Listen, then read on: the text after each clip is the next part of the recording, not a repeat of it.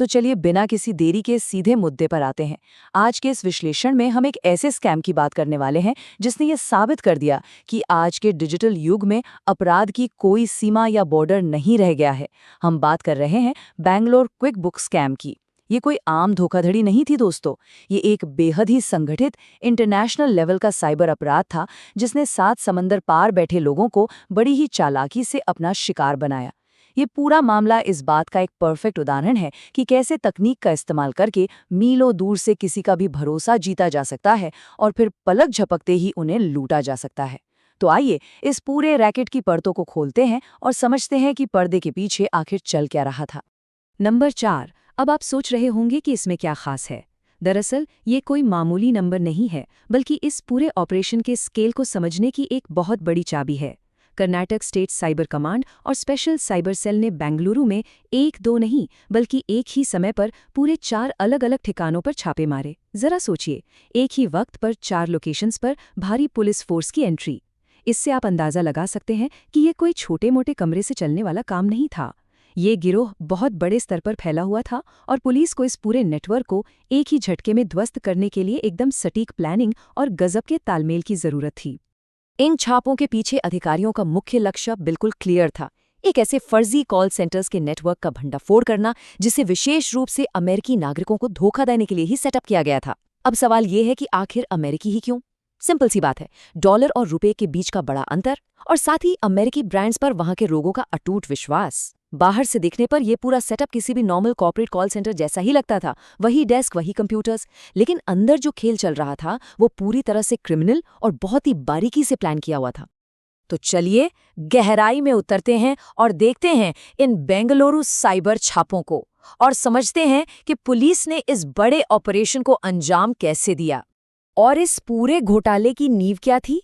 एक सॉफ्टवेयर दिग्गज का रूप धारण करना। जी हाँ, उन्होंने अमेरिका की एक बेहद मशहूर accounting software company quick books का नाम इस्तेमाल किया ताकि लोगों का भरोसा आसानी से जीता जा सके। अब मिलिए इस पूरे खेल के मुख्य किरदारों से। असली पहचान बनाम फर्जी रूप का ये एक बहुत ही शातिर खेल था। पुलिस ने जिन 2 मुख्य आरोपियों को पकड़ा वो थे दिल्ली से प्रशांत और उत्तर प्रदेश से आकाश। लेकिन जब ये लोग फोन लाइन पर होते थे तो ये प्रशांत या आकाश बिल्कुल नहीं थे। इन्होंने खुद को ऐसे फर्जी अमेरिकी नामों और आइडेंटिटी के पीछे छिपा रखा था जो वहां के नागरिकों को एकदम अपने से लगे। अब सोचिए, एक अमेरिकी नागरिक के लिए फोन पर किसी ऐसे व्यक्ति से बात करना जिसका नाम और बोलने का लहजा बिल्कुल उनके जैसा हो, विश्वास तो अपने आप बनी जाएगा ना। ये सिर्फ नाम बदलने का खेल नहीं था, ये पूरी तरह से एक नया व्यक्तित्व ओढ़ने की कला थी। अब ये सब सुनकर दिमाग में ये बात जरूर आती है कि आखिर ये धोखाधड़ी की कार्यप्रणाली काम कैसे करती थी। चलिए इसे स्टेप बाय स्टेप समझते हैं।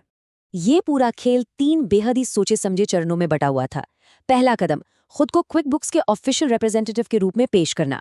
एक बार जब सामने वाले का भरोसा जीत लिया तो शुरू होता था दूसरा स्टेप, फर्जी कर सलाह या टैक्स एडवाइस देना, सॉफ्टवेयर के नकली लाइसेंस और कीज बेचना और यहाँ तक कि फेक टेक्निकल सपोर्ट ऑफर करना।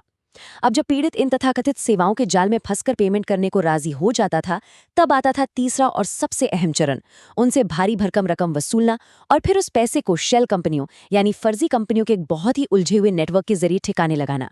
इस तरह से पैसा कहाँ से आया और कहाँ गया, इसका पता लगाना लगभग नामुमकिन हो जाता था। लेकिन कहते हैं ना कि अपराध कितना भी शातिर क्यों ना हो, सुराग छूट ही जाते हैं। आइए देखते हैं सबूतों को उजागर करना। आखिर पुलिस के हाथ क्या क्या लगा। जब रेड पड़ी तो जो सामान जब्त किया गया वो किसी के भी होश उड़ाने के लिए काफी है। 44 सॉलिड स्टेट ड्राइव्स यानी SSDs, 9 CPUs, 2 लैपटॉप और 2 मोबाइल फोन। जरा ध्यान दीजिए, 44 SSDs का मतलब समझते हैं आप? इसका मतलब है टेराबाइट्स का डेटा। इसमें ना जाने कितने हजारों पीड़ितों की निजी जानकारी, उनके फाइनेंशियल रिकॉर्ड्स, कॉल रिकॉर्डिंग्स और बहुत कुछ छिपा हो सकता है। ये सारा सामान चीख चीख कर गवाही दे रहा था कि ये कोई चलता फिरता जुगाड़ नहीं था, बल्कि एक पूरी तरह से हाई टेक डेटा सेंटर था जिसे सिर्फ और सिर्फ लोगों को ठगने के लिए बनाया गया था। लेकिन इन सब इलेक्ट्रॉनिक गैजेट्स के बीच जो सबसे चौंकाने वाली और दिलचस्प चीज मिली वो थी पीड़ितों से बात करने के लिए इस्तेमाल की जाने वाली पहले से लिखी गई स्क्रिप्ट। जी हाँ, स्क्रिप्ट्स। फोन पर बात करने वाले एजेंट्स कुछ भी अपनी मर्जी से नहीं बोल रहे थे। कस्टमर के हर सवाल का जवाब, उनके हर शक को दूर करने का तरीका और उन्हें मनोवैज्ञानिक रूप से मैनिपुलेट करने की पूरी तरकीब इस स्क्रिप्ट में पहले से लिखी हुई थी। यह साफ दिखाता है कि इस घोटाले की कितनी बार रिहर्सल की गई होगी। ये रातों रात शुरू किया गया काम नहीं था, बल्कि एक बहुत ही सॉलिड और परखी हुई स्ट्रैटेजी थी। अब मुजरिम पकड़े गए, सबूत भी मिल गए, लेकिन सबसे बड़ा सिरदर्द अभी भी बाकी था। पैसों के लेन देन का पता लगाना। वो पैसा आखिर गया कहाँ? जांचकर्ताओं को इस मनी ट्रेल को सुलझाने में एक बहुत बड़ा ब्रेक थ्रू तब मिला जब उन्होंने सर्कल स्क्वायर LLC नाम की एक कंपनी का पर्दाफाश किया। अब नाम सुनकर लगता है कि कोई बहुत बड़ी कॉर्पोरेट कंपनी होगी, है ना? लेकिन असल में ये कोई असली बिजनेस था ही नहीं।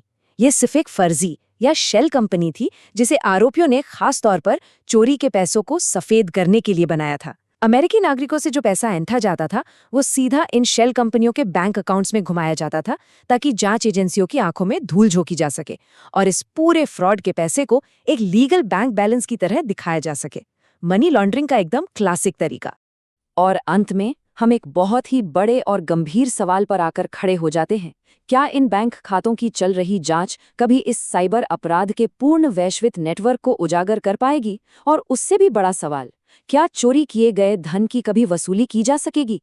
जिन लोगों ने अपनी खून पसीने की कमाई गंवा दी, क्या उन्हें कभी इंसाफ मिलेगा? सच तो ये है कि इस डिजिटल दुनिया में चोरी गए पैसों की रिकवरी आज भी एक बहुत बड़ी चुनौती है। यह पूरा मामला हम सब के लिए एक बहुत बड़ा अलार्म है कि इंटरनेट की दुनिया में जो जैसा दिखता है जरूरी नहीं कि वो वैसा ही हो। इस गंभीर और जरूरी विश्लेषण में हमारे साथ जुड़ने के लिए बहुत बहुत धन्यवाद।